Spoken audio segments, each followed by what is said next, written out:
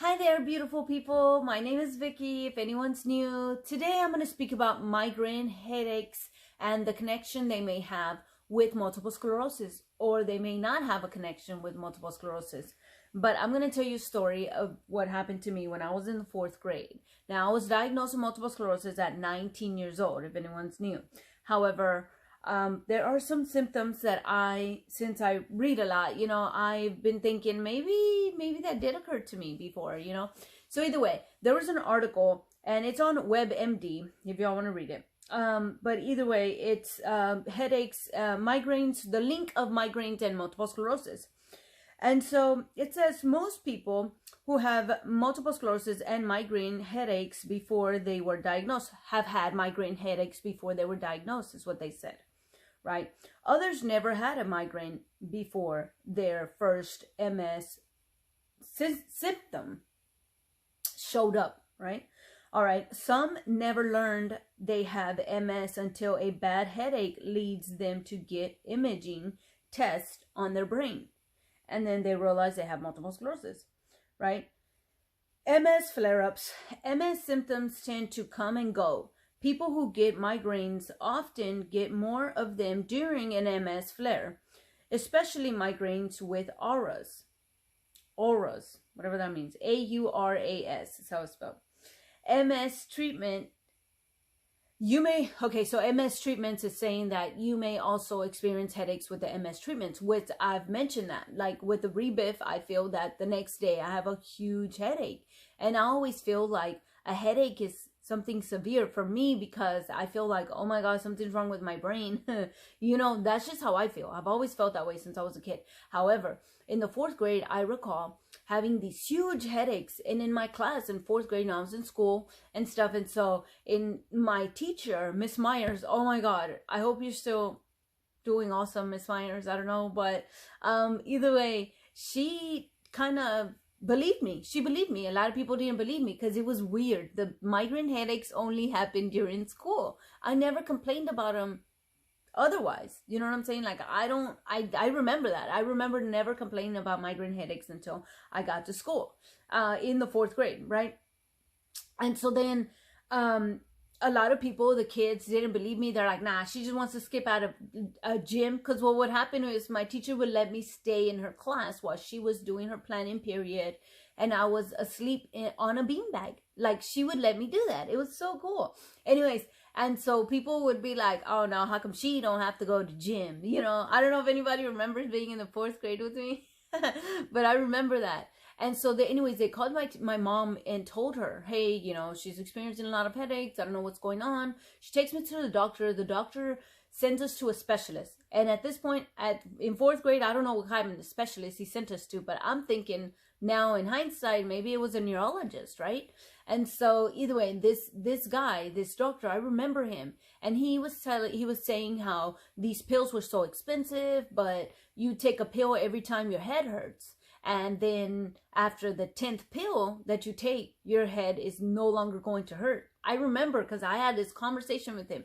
And I remember asking him, like, what do you mean? And he's like, yeah, every time you have a headache, you just take a pill. And then your headache will go away.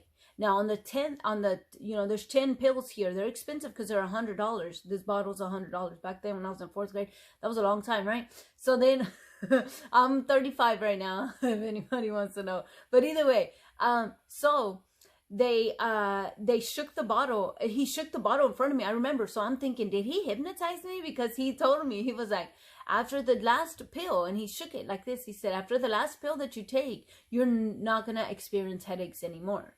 And I was like, what? I was a 4th grader and I was like, what? Okay. And then so that sounded pretty cool to me. So honestly, that's how it happened. Every time I had a headache, I took one of these pills.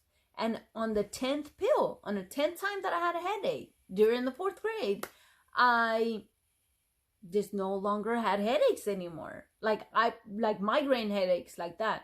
I didn't. Like, I don't experience headaches too much. I really don't, other than when I take my medication, right? And I don't take another supplement after my medication. Then I wake up with a headache and I hate it. You know what I'm saying?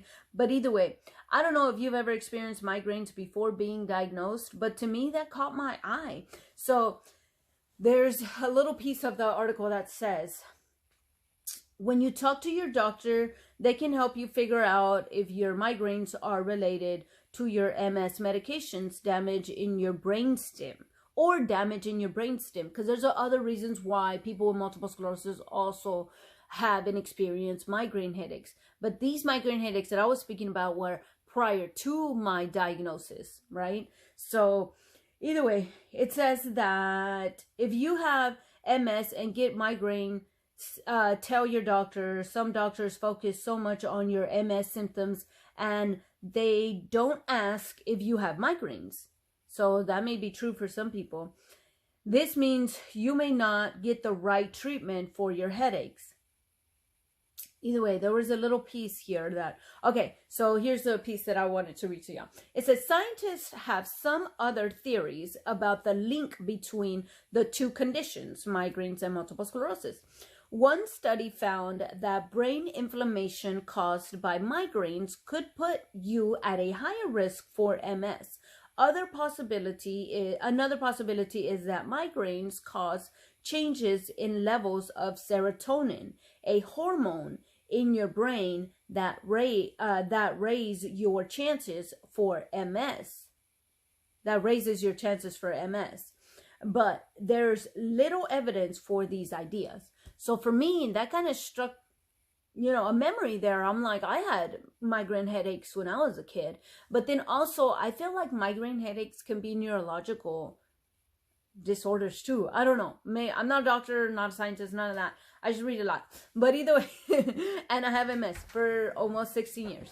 But either way, so for me, I felt that, maybe that did have something to do with me being diagnosed with multiple sclerosis. And there are other things, like I didn't feel that I ate very well as a kid because I was always playing outside. And I mean, I ate because my mom fed me all the time, like she's Mexican, so she was always feeding us, and healthy stuff and everything. But I don't know, I just felt like my body did not get enough nutrients that it needed. I've always been skinny, super skinny, like too skinny for my own good. So honestly, I don't know. I felt like I was just a kid that always, I felt like I had ADD. I was always going. And I'm still always going and going. I have adult ADD, guys. No, but I'm always on the move. So when you're always on the move, like your body burns a lot of calories and you're always, going. So you're always just, I don't know. To me, I just didn't have too much time to eat. You know what I'm saying? But either way, I just feel like sometimes I lacked some things, you know what I'm saying? But also, I remember that my mom told me she was anemic when she was pregnant with me. So I don't know if that played anything into it. So I don't know. Just a thought. I just wanted to throw a thought out there because a mind thought. But I just wanted to throw that out there because I feel that, reading this article really struck a memory on me, at least, because I did have migraine headaches when I was a kid, but then they went away and then they were no longer a problem for me. So then I kind of forgot about that part of my life. I forgot about that, that interruption in my life of migraines and things like that.